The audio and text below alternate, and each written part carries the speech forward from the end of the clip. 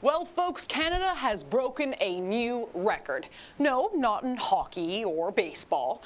Canada has earned its new title based on a record number of immigrants and refugees arriving on our shores. We've actually taken in so many migrants and refugees that our overall population has seen the biggest annual surge in absolute terms since 1988.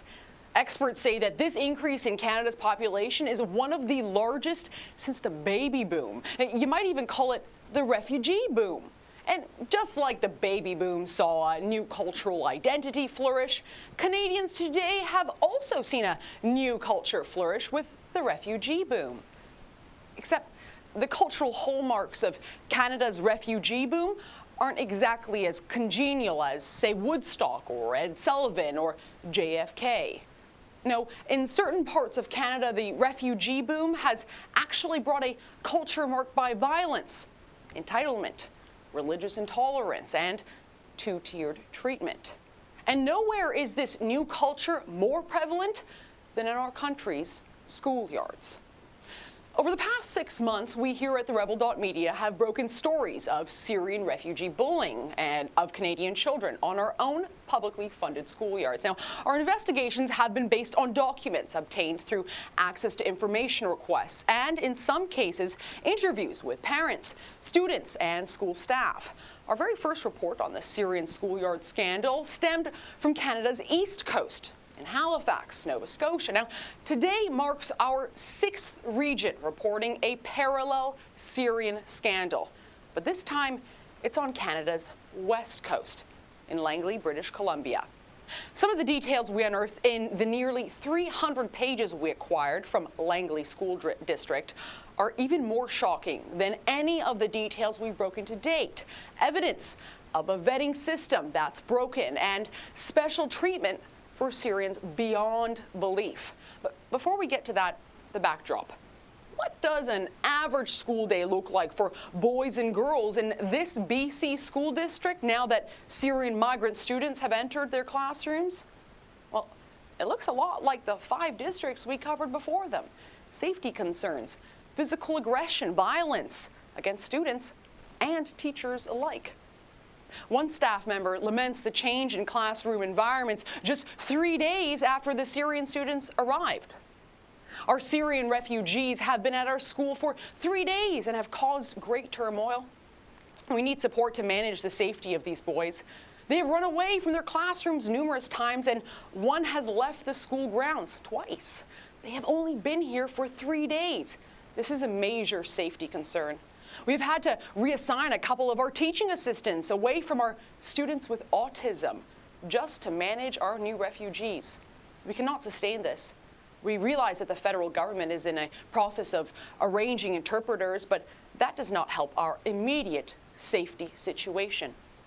So the Syrian students have created such a safety concern that teachers have to divert resources away from Canadian kids, even those with special needs like autism, in order to attend to the immediate needs of the Syrian students. But the migrant students aren't just running away from school. Email exchanges from Langley School District tell a story of Syrian students becoming, quote, too physical with the other kids. Reports of foul language and rough play with little attempt to do work in the classroom. A need for scheduling changes when it comes to the Syrian students to ensure, quote, calmer play on the soccer fields. And migrant students as young as those enrolled in kindergarten demonstrating bad behavior, bolting, punching, and kicking staff. It's gotten so bad, some teachers in British Columbia are forced to send Syrian students home early because of the escalation of behavior. It's too much for the strained staff members to deal with over the course of a full day. But teachers in Langley School District say the physical violence and the rough play is about more than a language barrier. This staff member writes, one of the Syrian students has bolted from the classroom multiple times, and when a female education assistant blocked the door, he tried to kick her and then put up his hand in a threat of hitting her. We feel at times this is a behavior problem, not an I don't understand problem. When he's running away, he's often smiling. A common thread found throughout those roughly 300 pages is the idea of, quote, cultural bullying and cultural behavior. While certain teachers, like this one, say some schools shouldn't worry about cultural bullying, especially if their migrant student population is low, other teachers have a different experience.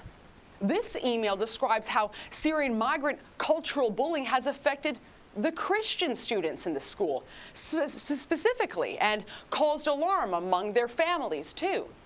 This family is Syriac Orthodox, not Muslim, and has come up in our conversations. They say, the Muslims hate us. Many of their neighbors were killed by Muslims. And staff members aren't just reporting cultural bullying, but tamer cultural behaviors, too.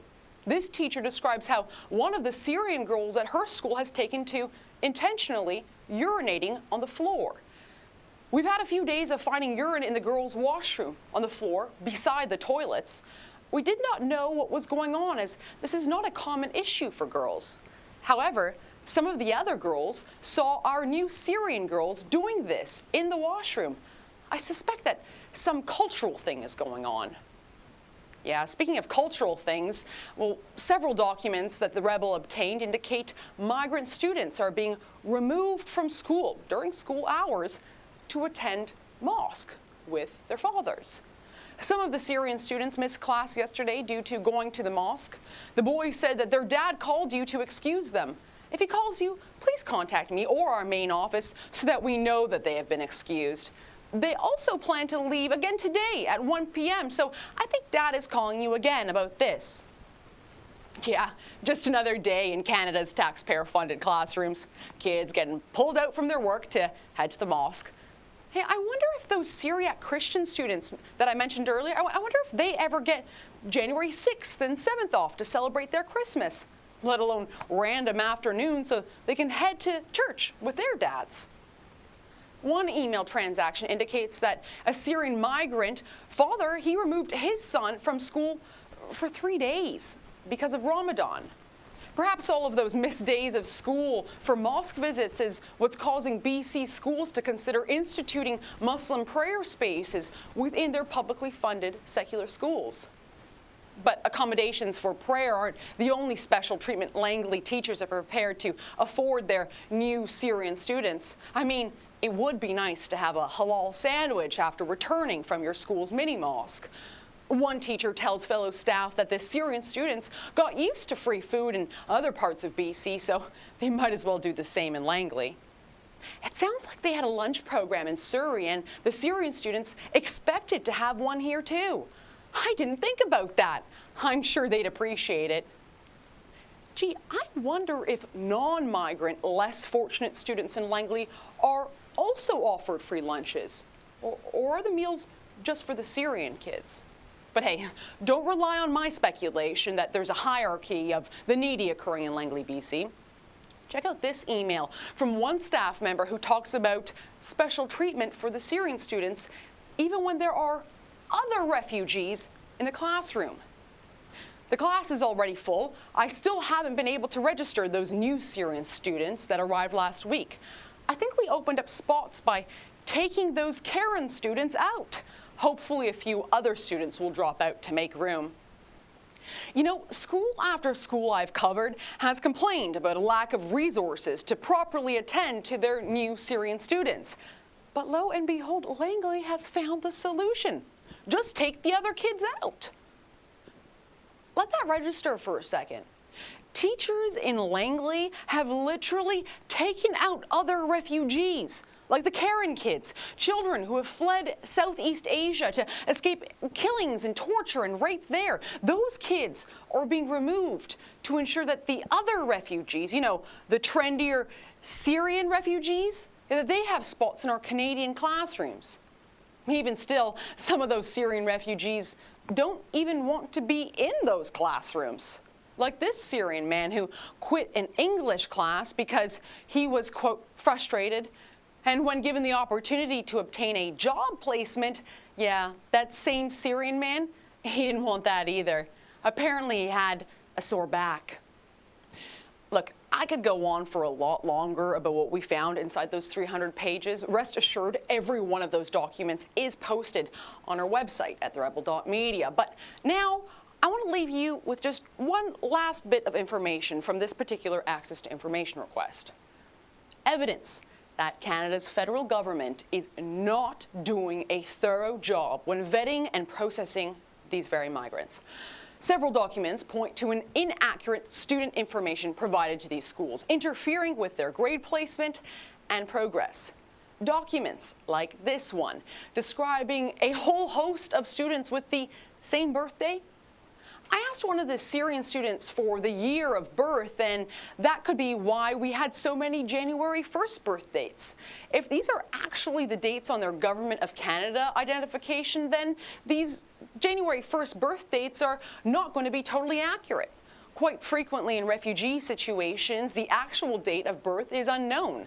When this occurs, immigration always uses January 1st. Okay, that's fair. The government puts down January 1st when a migrant does not know their date of birth. That's routine practice. But some of these emails between school staff and Langley make the reader question if all their students showing up with the same birthday, that's not so much a result of them not knowing, but the government not bothering to ask.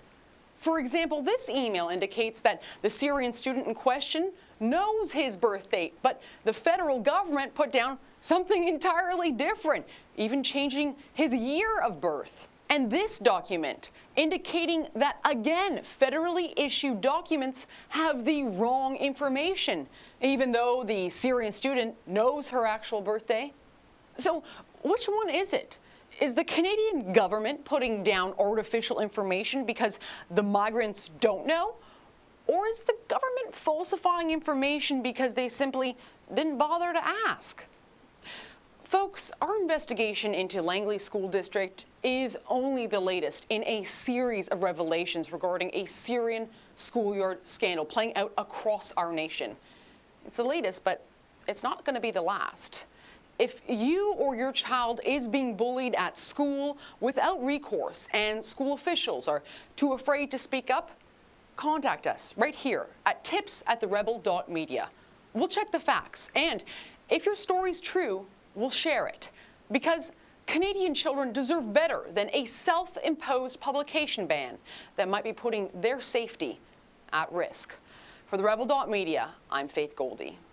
Like what you just saw, click below and subscribe to our YouTube channel where you can watch videos of all my investigations.